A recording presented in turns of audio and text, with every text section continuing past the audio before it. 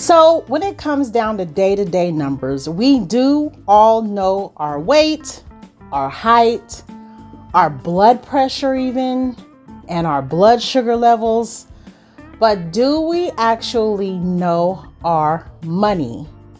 And I'm always talking about getting to know your money better, because that's what my goal is here on the Financial Spotlight. I am here to help you to build a relationship with your money. That means knowing where it's going, where it's coming from, how you're going to save it, spend it, invest it, how to make it work for you. And I'm always talking about that, but sometimes people have to actually get questioned about it or go in depth a little bit more than I usually go in depth to actually figure out how they're going to get to know their money better. So in this video, I'm going to go through 9 different questions. I'm asking you exactly what I want to know, and you need to ask yourself the question, and then you need to figure out how you're going to answer it. And then I'm going to give you what parts of your finances you can look at to get the answer. And then once you have the answer, then we're going to go through exactly how you're going to make whatever the outcome is benefit you and your family.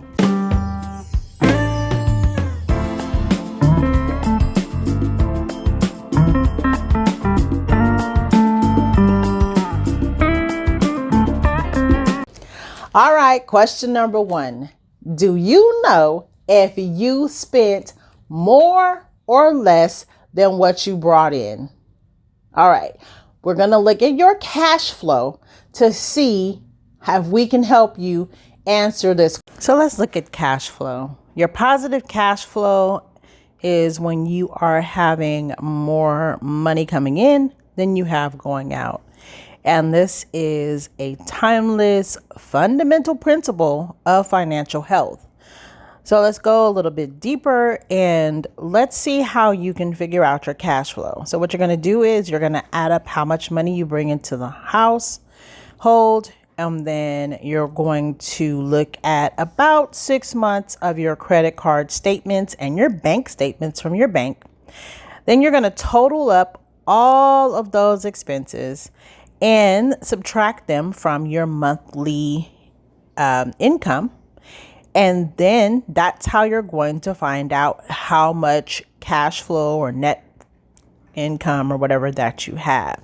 Now, when you do that subtraction, you need to figure out, is this a negative number or a positive number? If it's negative, then that means that you're living way above your means. And at some point, you're going to have to figure out how you're going to reduce that. If it is a positive number, good for you. And if that's the case, then you can take that positive amount that you have left over and invest it or put it into a savings for the future. Question 2. Do you know if you sold your house today, how much money you will walk away with? So let's look at your home wealth. And you may be counting on selling your house so that you can increase your retirement savings or get a dream home, or you might want to refinance your home and take the equity out so that you can buy another house. Well, you need to know how much your home is worth. So you want to go on to Zillow or Redfin or any of those websites and start looking at that information so that you will know exactly where you stand. Maybe get some estimates and some information from Lending Tree so you can see if you would be eligible to refinance, or maybe you want to downsize and you want to sell it. But you need to know where you stand with that so that you can prepare yourself for retirement. Question number 3. Your water heater just died and it's going to be $1,500 to replace it. Are you panicking? You need to have an emergency fund. So let's figure out how much you need for this emergency fund. Let's look at that emergency fund. Now, financial crises are easier to handle if you have access or easy access to cash. That's when I talk about making your money liquid. And if you're able to make money liquid easily, then you should be ready for any emergency. Let's go a little bit deeper. You need to ask yourself this question: how much extra money do you have in the bank other than the working cash that you need to make it throughout the month? So don't look at the money that you need for your gas or your food or your groceries or your toiletries or any of that. This is the extra money that's left over that you can use if something happens and you're not going to break the bank. Everybody's emergency fund is different. It's going to look different because you might need more than someone else. I always suggest that you have at least 6 months of money of your living expenses set aside for an emergency fund. Now, basically, I know sometimes that's hard, especially now, because we are living in times where it's really hard to save up anything, but you can start with as little as just $1, saving $1, $25, $10, whatever. Every time you get something extra, throw that over there in that emergency fund and make sure you do not touch it unless there's an emergency. Question number 4. What is the highest interest rate that you are paying on your debt? Okay, so let's look at your debt management. So basically, the higher the interest rate on your particular loan or credit card, the bigger the benefit it is going to be for you to pay it off as fast as possible. So first, we're going to dive a little bit deeper. You're going to make sure that you look at your interest rates on your debt by looking at all of your monthly statements. Now, if you're over 50 or 50 like I am, or you're over 50, you want to start paying these debts down as soon as possible before your retirement hits.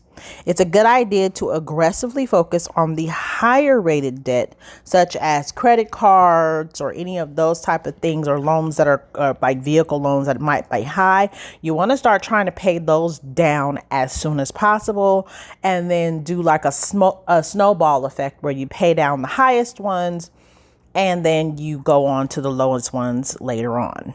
Question number 5. Now, this one is kind of morbid, and I'm sorry, but my question is, if you are hit by a bus tomorrow, how much insurance money will your family or your survivors receive? Now we want to look at your family security or your life insurance, as it may be, and we want to see if you will be able to, or any of your financial needs are met. If you were to pass on, will your survivors be able to pay these debts with your life insurance that you have? You may still need it if you have a loss of income, say you have an accident and you lose your income, you may need the money to pay that down. So what kind of insurance do you have? Do you have the right amount of insurance? Do you have the right type of insurance? You need to analyze that to make sure that you are paying monthly for the best insurance that's going to be beneficial for you. Question number 6, and this is all about taxes that I love. When you saw your tax bill this year, or if you got a tax refund, did you know that this is how much it would be, or were you surprised by it? Now, we all know that tax planning is near and dear to my heart, because it is very important to me that people are not paying too much in taxes, and that they are making sure that they are planning out their life based on what they want to do, planning out their taxes based on what they want to do in their life. So you need to make sure that you are keeping with your tax situation throughout the year, and so that will help you avoid any high tax bills, any penalties and interest. You do not want to be paying the IRS any extra money that you do not need to pay them. And then on the flip side, you don't want to loan them, as I say, extra money interest free throughout the year, because you're getting a whole $3,000, $4,000 tax refund at tax time. You want to be like even keel, I say. I'd like you to be like, maybe you might get a refund of $100 or something like that. But lots of times people look to the refunds to help them throughout the year, but it's not always beneficial. So like I say, owing a lot with your tax return is a bad thing to do. And in order to stop owing so much, you need to make sure that you're paying the right amount. Maybe you make a change on your W-4 if you are a 9 to 5 employee or employee, and then or you would start paying more in quarterly taxes if you are a business owner. And then if you're getting a large refund at tax time, and then I would also say go onto your W-4, maybe increase your deductions. No, maybe decrease your deductions to come out. And then if you are a business owner, well, you would just have to make sure that you are, reporting your income correctly and also your expenses correctly. Now, question number 7, and this would probably be more for if you are closer to retirement age, but still and yet, if you were to start receiving Social Security now, or when you receive it in the future, do you know how much you're going to get every month? Are you ready for retirement? Retirement is a big thing right now in my book because, like I said before, I'm 50. So I'm looking at I only have a few more years or 15 more years or so before retirement. And right now, Social Security is in jeopardy. And we just need to make sure that if we're not going to get Social Security and if you don't have a pension from your job, then you need to make sure that you are setting up something on your own, an IRA account, a 401k or something, because a lot of times Social Security is your main source of income, and that is scary. Okay, so what you want to do is go over to ssa.gov/my-account. And over there, you're going to set up your own Social Security account. In that account, you want to find your estimated benefits amount on your record and the different claiming ages that you would be able to claim your Social Security.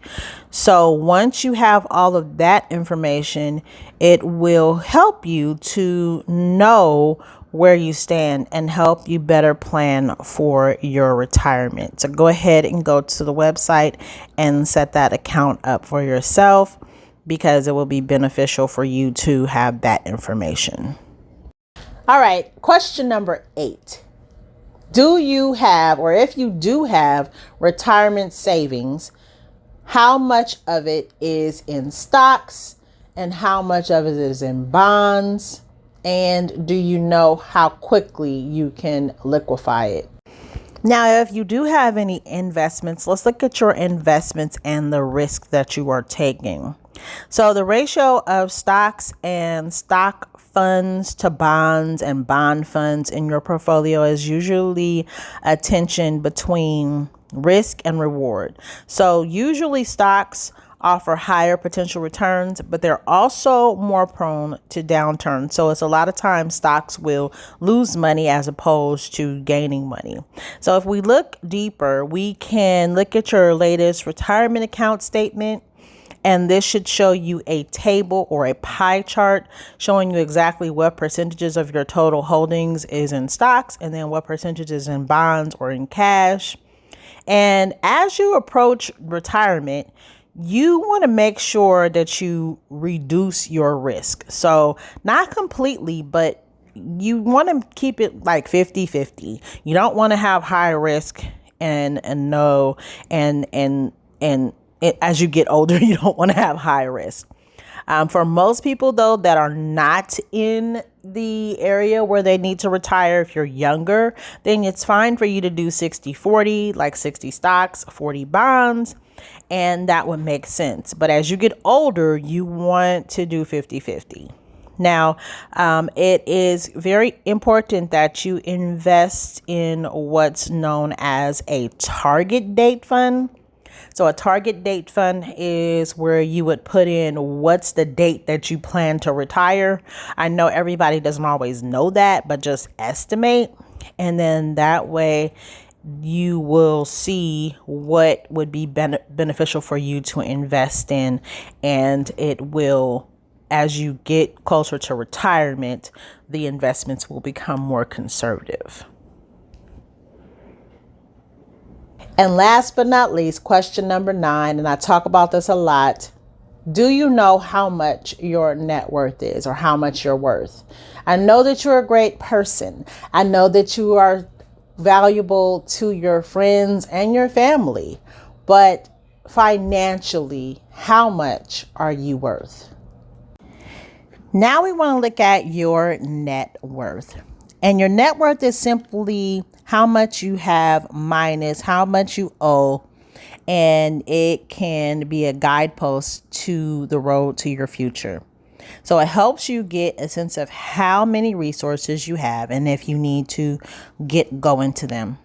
So let's take a deeper dive and add up the value of all of your savings and investments in property and other assets.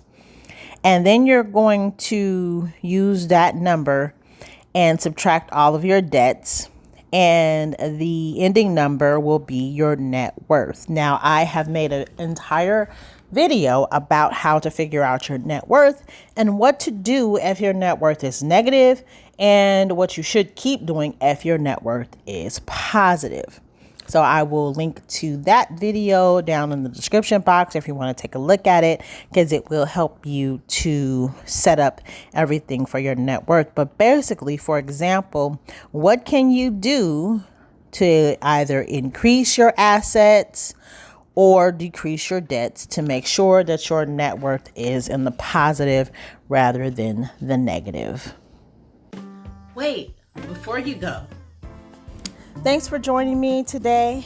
If you want to get more information about retirement planning as a whole, go ahead and watch this retirement planning series right here on Chantrell's Financial Spotlight channel. Thanks for joining me and have a great one. Bye.